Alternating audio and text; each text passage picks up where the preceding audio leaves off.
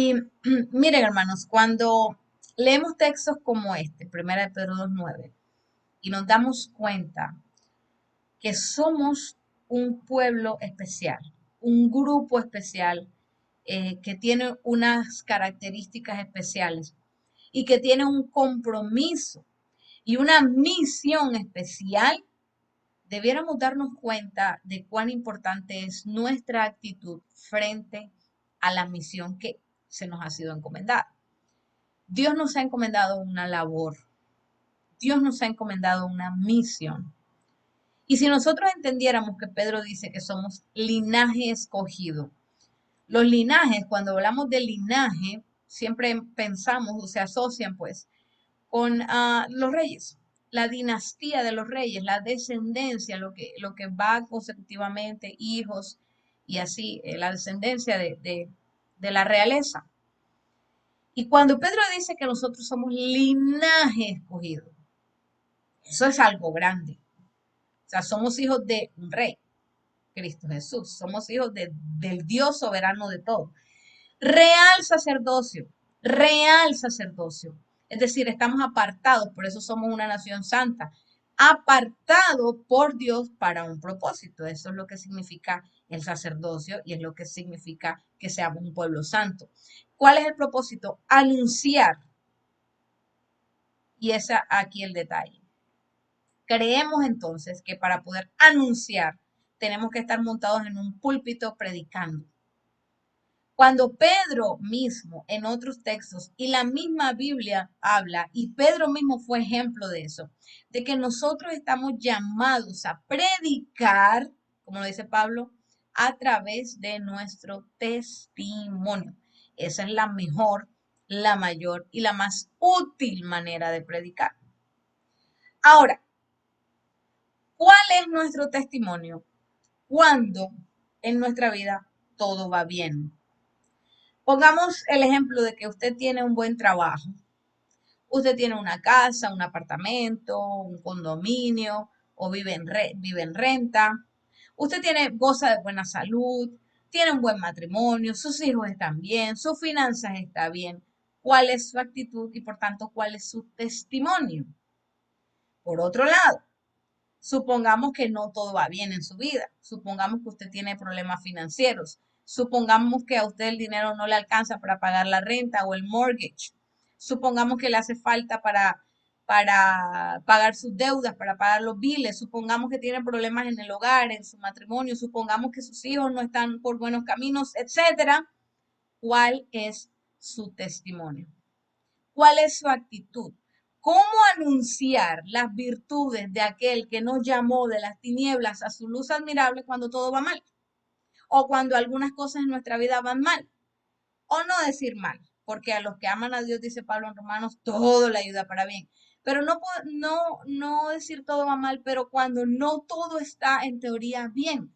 ¿Cómo anunciar las virtudes de un Dios que permite que nos vaya mal? En teoría, entre comillas, que nos vaya mal. Me gustaría leerles un texto que se encuentra permítanme por aquí, en el libro Segunda de Reyes. Es una historia tremendísima, hermanos. Tremendísima. Capítulo 20. Voy a leer desde el versículo 1 algunos textos y vamos a ir deteniéndonos a conversar respecto a eso para que nos demos cuenta de cuál debería ser nuestra actitud. Me permito leer. Segunda de Reyes, capítulo 20. Versículo 1 dice, en aquellos días Ezequías cayó enfermo de muerte. Y vino a él el profeta Isaías, hijo de Amós, y le dijo, escuche esto, Jehová dice así, ordena tu casa porque morirás y no vivirás. Mire, nosotros cuando leemos ese texto hasta ahí pues, es una cosa tremenda. ¿Qué o cuál sería su actitud si Dios le dijera, mira, Graciela, Eridania, Carmen, Ibelice, Roma, todos los que están acá, Pastor, Jamie, ordena tu casa porque te vas a morir? No le dijo cuántos días le quedaban al rey Ezequías, solamente le mandó a decir, ordena tu casa. El versículo 2 dice, entonces él, el rey Ezequías, volvió su rostro a la pared y oró a Jehová y le dijo, te ruego, oh Jehová, te ruego que hagas memoria de que he andado delante de ti en verdad y con íntegro corazón, que he hecho las cosas que te agradan. Y lloró Ezequías con gran lloro. Miren la situación, mis hermanos. Dios, en su infinita misericordia, Dios no tenía que haberle avisado al profeta, al rey Ezequías, que se iba a morir. Dios es Dios. Él decide. Y simplemente nosotros como sus criaturas aceptamos sus designios, aunque no los entendamos. Aceptamos su voluntad, aunque no la comprendamos. Y de este Dios tan maravilloso, lleno de misericordia, le manda a decir al rey con el profeta, mira, ordena tu casa que te vas a morir. Y si yo le preguntara a uno de ustedes, ¿qué haría si usted supiera que le queda un día, 2 días, 3 días, 4, 20, 10, un mes para morirse? La respuesta sería un poco diferente. Este rey suplicó por más tiempo.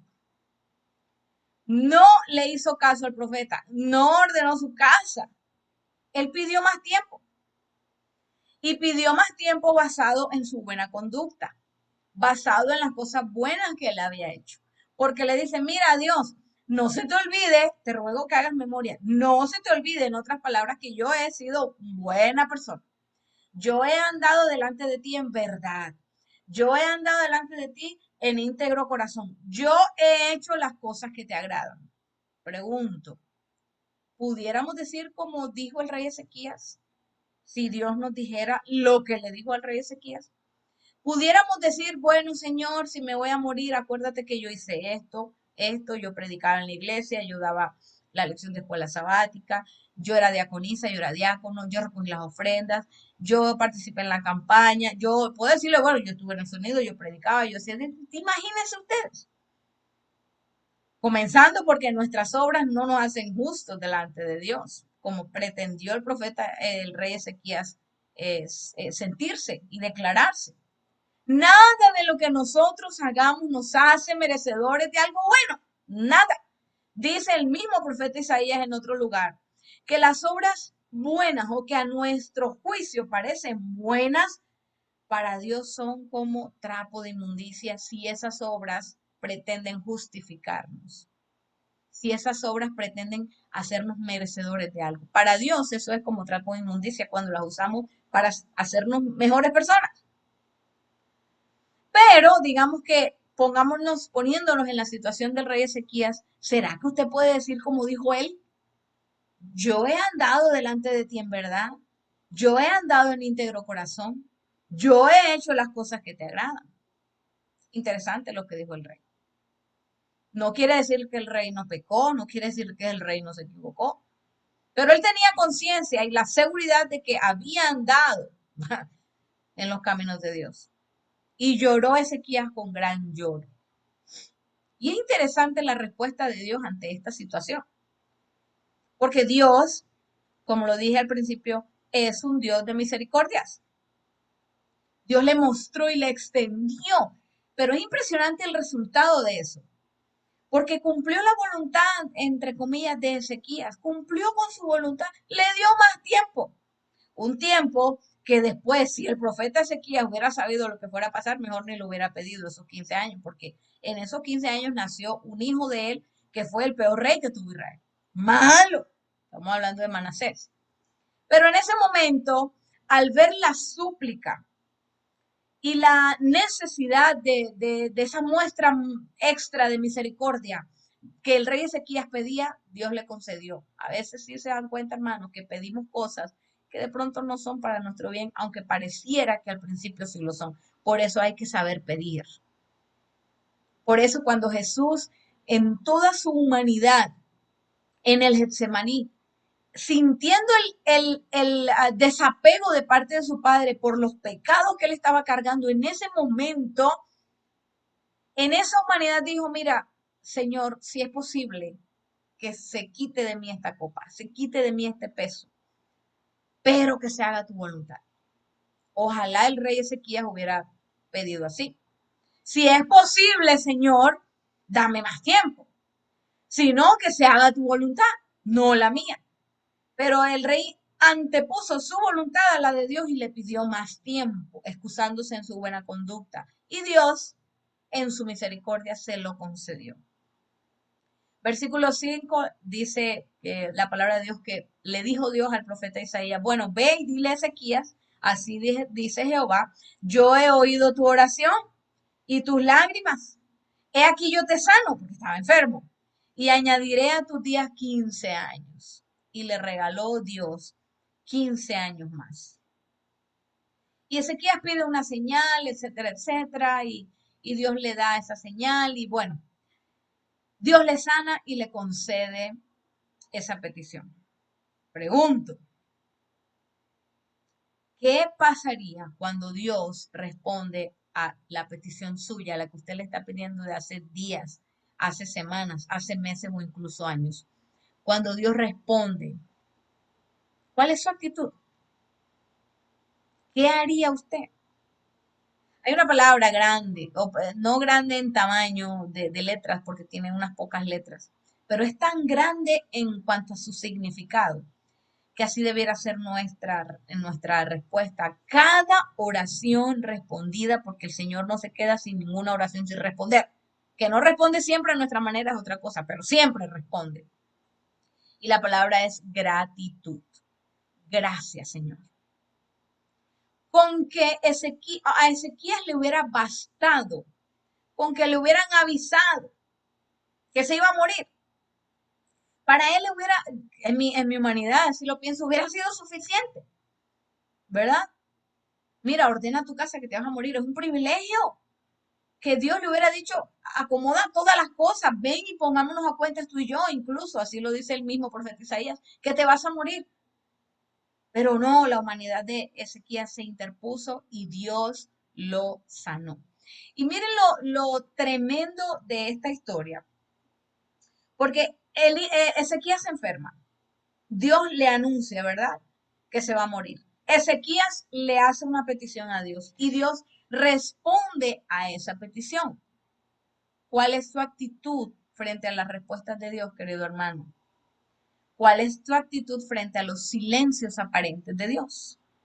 ¿Será que tú alabas a Dios cuando Él respondió conforme a su voluntad, de la misma manera como si lo alabaras cuando responde conforme a tu voluntad, o sea, como tú se lo pediste? Cada respuesta de nuestra frente a una petición que el Señor ha respondido es una manera de testificar, es una manera de anunciar las virtudes de aquel que nos llamó de las tinieblas a su luz. El Salmo 34, versículo 1, mire lo que dice. Bendeciré a Jehová en todo tiempo. Su alabanza estará de continuo en mi boca. Y hay un salmo precioso también, que el mismo rey David se lo está diciendo él mismo. Bendice alma mía a Jehová y bendiga todo mi ser su santo nombre. Bendice alma mía a Jehová y no te olvides de ninguno de sus beneficios. ¿Cuál es tu actitud?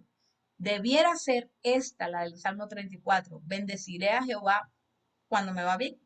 Bendeciré a Jehová cuando Él me responde como yo quiero. Bendeciré a Jehová cuando no tengo problemas. No, David dice, bendeciré a Jehová en todo tiempo, todo tiempo.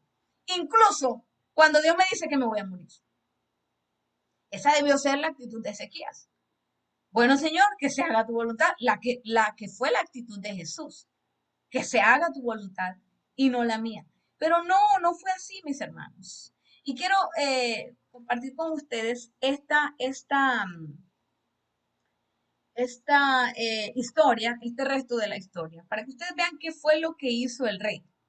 Y esto es una cosa tremenda, porque la actitud del rey Ezequías, segunda de Crónicas, la actitud del rey Ezequías no fue la más adecuada. Voy a leerles segunda de Crónicas, permítame que lo pensé que lo tenía listo, el capítulo 32.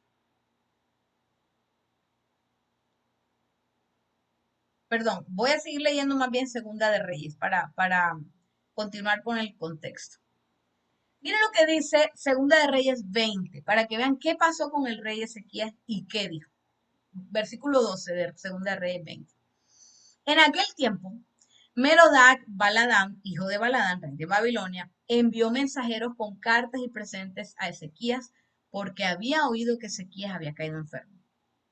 Y Ezequías, mire esto, los oyó y les mostró toda la casa de sus tesoros, plata, oro, especias y ungüentos preciosos, y la casa de sus armas, y todo lo que había en sus tesoros. Ninguna cosa quedó que Ezequías no le mostrase, así en su casa como en todos sus dominios. Entonces, Ezequías había pedido por sanación y Dios lo sanó.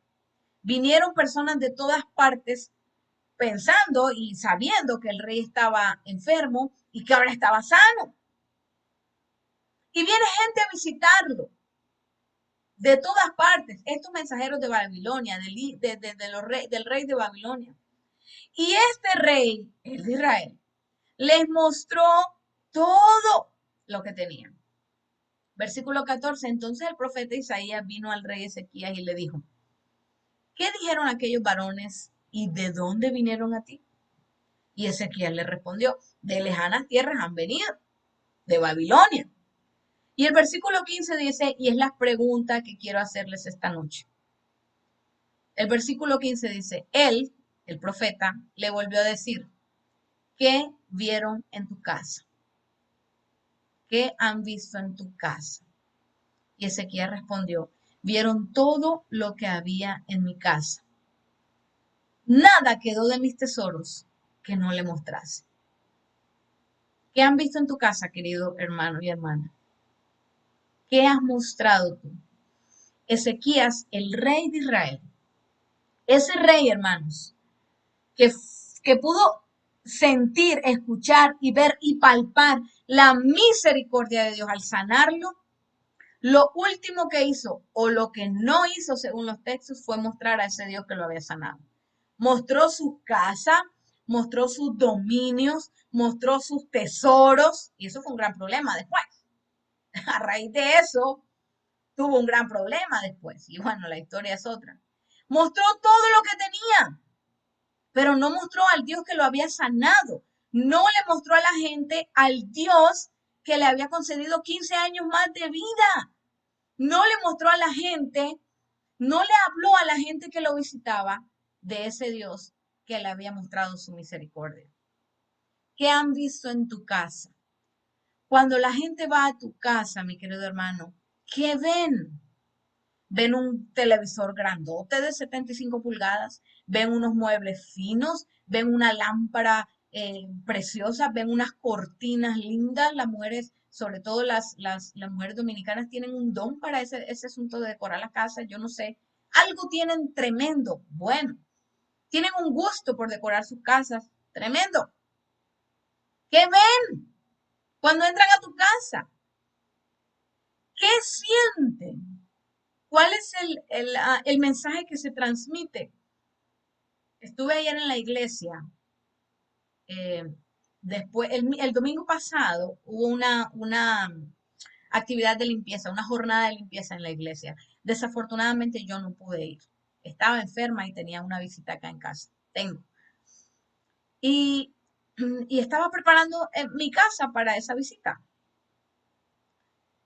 Y el miércoles, ayer, que estuve en la iglesia, cuando yo entré a la iglesia, yo sentí la iglesia limpia. Se sentía un aroma diferente. Y cuando entro al templo y veo esas cortinas, esas mujeres se dedicaron a limpiar la iglesia, bueno, los hombres no sé quiénes estuvieron. La iglesia se notaba limpia, preparada para recibir a la presencia de Dios. Ojalá así fuera siempre. Y nuestra casa. Cuando alguien entra a nuestra casa, ¿será que siente tiene esa misma sensación? No solo de limpieza física, aunque debiera, porque en nuestra casa debe también, como Dios vive ahí, debe primar el higiene, debe primar la limpieza. Si queremos que Dios viva aquí, Dios es un Dios de orden, no puede haber desorden. Pero no solamente ese asunto de higiene físico, sino el ambiente que se vive. ¿Qué ven en tu casa? ¿Qué quieres que la gente vea cuando entra a tu casa? ¿El televisor? ¿Las paredes? ¿Las cortinas? ¿Los tesoros? ¿Los carros que tienes en el driveway? ¿O a ese Dios que te ha dado todo eso? ¿A quién muestras tú en tu casa? ¿A tu casa o al Dios que es el dueño de tu casa? Ezequías cometió un gran error. Mostró todo. El ego empezó a alimentarlo. Oh, el rey tiene estos tesoros, tiene aquí, tiene estos palacios, va y viene y va. Pero por ningún lado mostró al Dios que le había extendido su misericordia. Y mi invitación esta noche, querido hermano y hermana, es que no nos olvidemos de las misericordias de Dios. El libro de Lamentaciones dice que nuevas son sus misericordias cada mañana. La fidelidad de Dios se renueva para nosotros al momento de nosotros abrir los ojos. Es su promesa.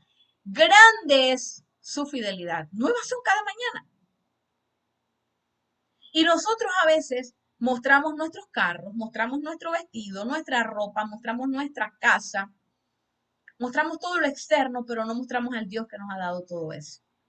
Y no mostramos al Dios que nos ha dado un suspiro de vida, un aliento de vida, que sin eso seríamos polvo. ¿Cuál es tu testimonio? ¿Qué han visto en tu casa? ¿Qué ven en tu casa? Y si nos vamos a un ámbito mucho más espiritual, nosotros también, nuestro cuerpo es una casa.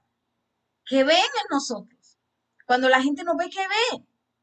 ¿Qué han visto en nosotros que honra al Dios que nos ha dado esta vida, este cuerpo, esta salud? ¿Qué han visto en tu casa? Es mi oración y mi invitación que cuando tú recibas la visita de alguien en tu casa física, en tu hogar, tú puedas mostrar a Jesús. La presencia de Jesús sea tan real en la vida, en tu casa, en esa casa, que cuando la gente vaya a tu casa, sepa que ahí vive Dios, que ahí vive Jesús. También que cuando la persona te vea, hable contigo, trate contigo, sepa que en ti habita ese Jesús.